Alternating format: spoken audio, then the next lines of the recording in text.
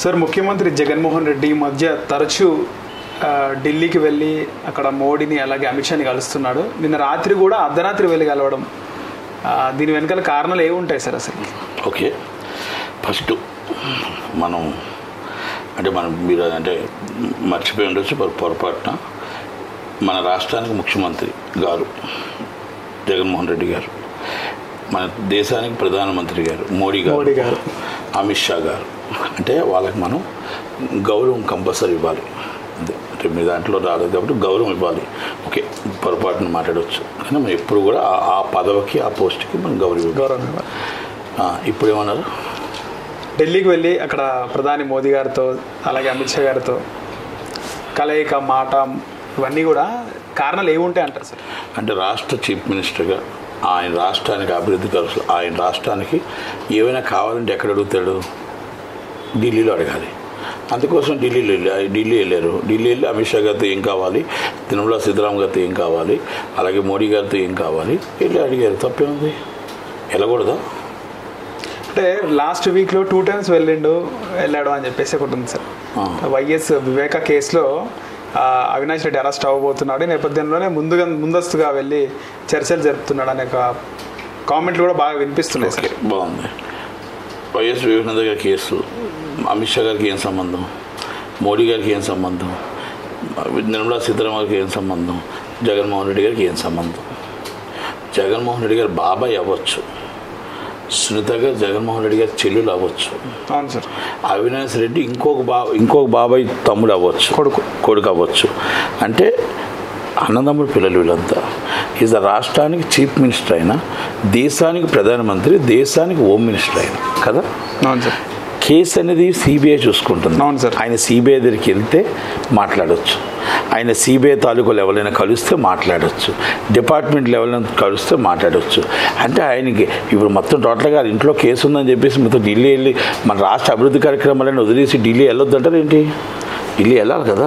ఢిల్లీ వెళ్ళి మన రాష్ట్రానికి ఏం కావాలో, పోలవరానికి ఏం కావాలి, నిధులు ఏం కావాలి, జిఎస్టీలు ఏం కావాలి, లోడ్ బడ్జెట్ ఏం కావాలి, మాకు ఆ మామూలుగా పోలవరానికి బ్యాలెన్స్ మొత్తం టోటల్గా ఏదైతే అన్యాకంతం అయిపోయిందో మొత్తం వాటికి ఏం కావాలి, అలాగే అమరావతి మా టోటల్గా అమరావతిలో బ్లాక్ అయిపోయే డబ్బులు ఉన్నాయి, అలాగే మొత్తం టోటల్గా ఈ GST amount so many problems and Andhra Pradesh discuss is Delhi కదా.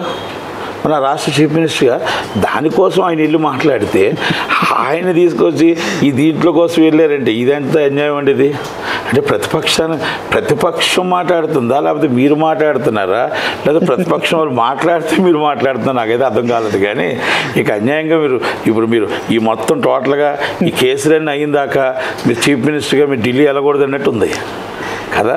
కనుక ఆయన రెస్పాన్సిబిలిటీ చీఫ్ మినిస్టర్గా, ఆయన రెస్పాన్సిబిలిటీ ఢిల్లీలో మనకి ఏం రావాలో, మన వనరులు ఏం రావాలో అడిగే హక్కు చీఫ్ మినిస్టర్కి ఉంటుంది. కనుక ఎవరి వీక్ కాదు, ఎవరి 3 daysకి వెళ్ళినా, ఎవరి 5 daysకి వెళ్ళినా, ఎవరి 1 weekకి వెళ్ళినా, 10 రోజులు అక్కడ కూర్చున్నా మనకు రావాల్సిన బడ్జెట్ని తెచ్చుకుంటేనే మనం ఇక్కడ కట్టుకోగలుగుతాం. ఎవరి మంత్ సాలరీస్ కట్టాలా, ఎవరి మంత్ ఖర్చులు ఉన్నాయా, ఎవరి మంత్ సబ్సిడీస్ ఇవ్వాలా, ఎక్కడి నుంచి ఇవ్వాలి? మనం జిఎస్టీ డబ్బులు సెంట్రల్కి వెళ్ళిపోతాయి, ఐటీ రిటర్న్స్ డబ్బులు సెంట్రల్కి వెళ్ళిపోతాయి. ఈ డబ్బు అంతా మనకు వస్తేనే ఇవన్నీ తీర్చుకోగలుగుతాం కదా. కనుక ఆ బడ్జెట్స్ అన్నీ కూడా మాకు ఇవ్వండి, ఇదిగో ఇంత డబ్బు ఉంది, ఇంత డబ్బు ఉందని ఆడిటింగ్ అయిపోయిన తర్వాత, ఇంటర్నల్ ఆడిట్ అయిన తర్వాత ఇంత డబ్బులు మనకి సెంట్రల్ నుంచి రావాలి, ఫలానా దాంట్ నుంచి రావాలి, ఫలానా దాంట్ నుంచి రావాలి, సిఎస్గా చీఫ్ మినిస్టర్ చెప్తారు. చీఫ్ మినిస్టర్గా సిఎస్ గారి ప్రయత్నంలో సిఎస్ గారు చేస్తారు, మినిస్టర్ లెవెల్లో మినిస్టర్ చేస్తారు. ఇక కాన్ఫర్ట్ పొజిషన్లో ఇంకా కష్టాలు ఇక బాగా అధికంగా ఉన్న అక్కడ ఎవరు పట్టించుకోవట్లేదు పొజిషన్లో డైరెక్ట్ చీఫ్ మినిస్టర్ ఇన్వాల్వ్. అంటే చీఫ్ మినిస్టర్గా డైరెక్ట్గా వెళ్ళి మాకు చాలా ఇబ్బందులు ఉన్నాయి, ఈ నెల మాకు బడ్జెట్ సాలరీస్ కట్టడానికి ఇబ్బంది ఉంది కాబట్టి మాకు రావాల్సిన డబ్బు ఇవ్వండి, మీ అప్పు వద్దు, మాకు రావాల్సిన డబ్బు ఇవ్వండి అని అడుగుతారు. అప్పుడు ఏంటంటే 5 minutes గారి దాకా అన్ని వెళ్ళవు. చీఫ్ మినిస్టర్ గారు వెళ్తే 5 minutes గారు వెళ్తారు, సిఎస్ గారు 5 minutes దాకా ఎందుకు వెళ్తారు కదా, 5 minutes దగ్గరికి వెళ్తారు. కాబట్టి అందుకే చీఫ్ మినిస్టర్ గారు వెళ్ళి మాకు రావాల్సిన బకాయిలు కానీ మాకు ఇస్తే మాకు లోడ్ బడ్జెట్లోనే మీరు లోడ్ కూర్చుకోవాలని అడుగుతారు. ఈజ్ ద ఎవ్రీథింగ్ మామూలుగా ఇది రెగ్యులర్ ప్రాక్టీస్ అది, అంతే తప్ప సిబిఐ ఈడీలకో కేసులకి దీనికి సంబంధం లేదు. దానికి చాలా ఈ దాంట్లో ఏంటంటే కేంద్రం చేతిలో కాదు కదా, దాంట్లో ప్రతిపక్షాలు ఉంటాయి. చంద్రబాబు నాయుడు గారిని ఒక ఆయన ఉంటాడు, ఆయన ఏది మాట్లాడినా మొదట ఆయన చేసిన పనులన్నీ యువతల మీద చెప్తాడు. ఆయన వెళ్తున్న దానికి వెళ్తాడు, అంతే అంటారు. ఆయన వెళ్తున్న దానికి వెళ్తాడు. ఆయన ఏం చేసినా కూడా, మనం మంచి చేసినా కూడా ఆయన చేసినవన్నీ అనుమానం వస్తాయి. నేను ఒకప్పుడు ఇలా చేశాను కదా, ఆయన అందుకే వెళ్ళి ఉంటాడేమో. ఒకప్పుడు నేను పలానా దగ్గరికి వెళ్ళాను కదా, ఆయన అందుకే వెళ్ళి ఉంటాడేమో. అందరూ చంద్రబాబు నాయుడు కాదు కదా, ఇస్ జగన్మోహన్ రెడ్డి గారు. కనుక మనం జగన్మోహన్ రెడ్డి గారిని నమ్మొచ్చు. సార్ సిబిఐ కేంద్రం చేతిలో లేదంటారా sir? CBI is the individual సంస్థ, ఈడీ ఈజ్ ఇండివిజువల్. అండ్ మొత్తం టోటల్గా ఈడీ అండ్ సిబిఐ సో అన్నీ కేంద్రం చేతిలోనే ఉంటాయి. కేంద్రం అనేది ఒక IAS and IPS and IRS, ఈ government chief minister and 5 minister and home minister and central ministers and 5 సంవత్సరాలు ఉండి వెళ్ళిపోవచ్చు. కానీ వీళ్ళు మొత్తం టోటల్గా 40 సంవత్సరాల వాళ్ళ సర్వీస్. కనుక అందరూ మీరు మోడీ గారు చెప్తారో, అమిత్ షా గారు చెప్తారో, లేకపోతే జగన్మోహన్ రెడ్డి గారు చెప్తే వినరండి.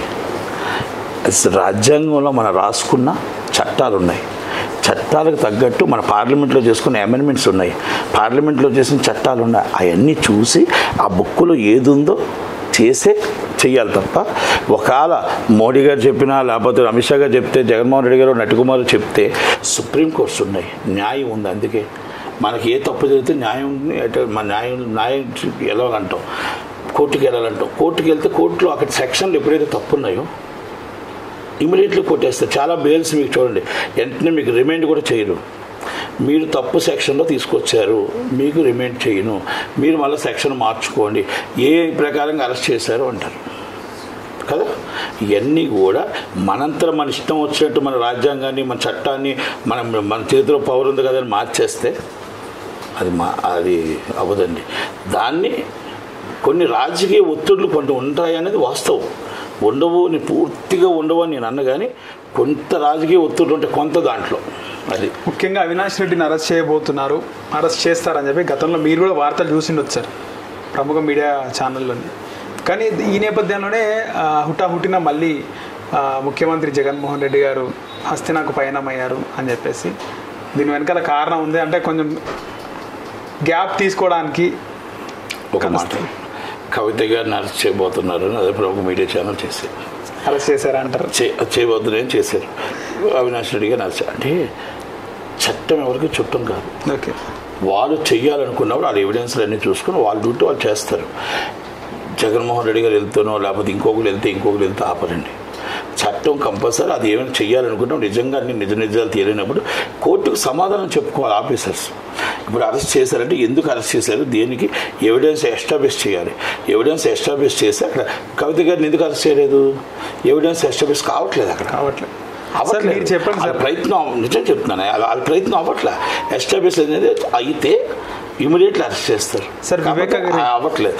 అలాగే అవినాష్ గారిని కూడా మొత్తం సాక్ష్యం ఎస్టాబ్లిష్ అయ్యి మొత్తం ఎవిడెన్స్ ఎస్టాబ్లిష్ అయిన తర్వాత మనం ఏమి చేయలేమండి, మనం ఏం చెప్పలేము. చట్టం తన పని తను చేసిపోతుంది అంతే తప్ప జగన్మోహన్ రెడ్డి గారు లేకపోతే ఇంకోళ్ళు ఆపుతారు, లేకపోతే ఢిల్లీ వెళ్ళారు అనేది తప్పు ఆరోపణలు అండి. ఇవన్నీ ఏంటంటే పనిపాటు లేని వాళ్ళు చెప్తారే తప్ప ఎవరి పని వాళ్ళు చేసుకుంటారు. యాజ్ అ లీగల్గా అవినాష్ రెడ్డి గారు ఫైట్ చేసుకుంటారు, అవినాష్ రెడ్డి గారు చూసుకుంటున్నారు. అవినాష్ రెడ్డి గారు ఆయన ఇండివిజువల్గా ఆయన చేసుకోగలుగుతాడు అంతే కదా. ఇది జగన్మోహన్ రెడ్డి గారి దాకా వెళ్తుంది సార్. అది సార్ ముఖ్యంగా జగన్మోహన్ రెడ్డికి సొంత బాబాయ్ అవినాష్ రెడ్డితో పోలిస్తే సొంత బాబాయ్ కేసు ఇంకా కూడా కొలిక్కి రాలేదు. ఆయన ఏమన్నా దానికోసం ఫార్వర్డ్ అవుతున్నాడు అంటారా సార్? ఇప్పుడు వివేక్ గారు ఎంత బాబాయో అవినాష్ రెడ్డి ఫాదర్ కూడా అంతే బాబాయ్. అన్నదమ్ముల పెళ్ళి ఓన్ అని కూడా కదా సార్ వివేక్? అవునండి, అంటే రాజారెడ్డి గారు అన్నదమ్ముల పెళ్ళే కదా. ఓకే, అవును సార్. ఇప్పుడు రాజారెడ్డి గారి పిల్లలు రాజశేఖర రెడ్డి గారు, వివేకారెడ్డి గారు, వివేకానంద రెడ్డి గారు, ఇంకొక ఆయన ఉన్నారు. ముగ్గురు ఉన్నారు నాకు తెలుసు. మొత్తం ముగ్గురు, పెద్ద ఆయన ఒక ఆయన ఉన్నారు. అలాగే ఇది అంతా అన్నదమ్ముల పిల్లలండి. మొత్తం వైఎస్ రాజారెడ్డి గారు 5 అన్నదమ్ముల పిల్లలు వీళ్ళంతా. కనుక వైఎస్ ప్రకాష్ రెడ్డి గారు ఉన్న పిల్లలు, వాళ్ళ పిల్లలు ఉన్నారు, భాస్కర్ రెడ్డి గారి పిల్లలు, వీళ్ళందరూ అన్నదమ్ముల పిల్లలు. అన్నదమ్ముల పిల్లలు జగన్మోహన్ రెడ్డి గారు, అవినాష్ రెడ్డి గారు, మన వీళ్ళంతా కలిపి సునీత గారు, వీళ్ళంతా అన్నదమ్ముల పిల్లలు. మధుసూదన్ రెడ్డి గారు, వీళ్ళంతా అన్నదమ్ముల పిల్లలు. ఇప్పుడు ఒకటండి, అన్నదమ్ముల్లో గొడవలు చిన్న కామన్గా ఉంటాయి. అది చంపుకునేదాకా ఉంటుందా ఉండదు అనేది ఆల్రెడీ ఎంక్వైరీ చేస్తున్నారు. కాబట్టి ఆ ఎంక్వైరీలో ఉన్నప్పుడు మనం డిస్కస్ చేయకూడదు. రైట్ సార్, ధన్యవాదాలు సార్.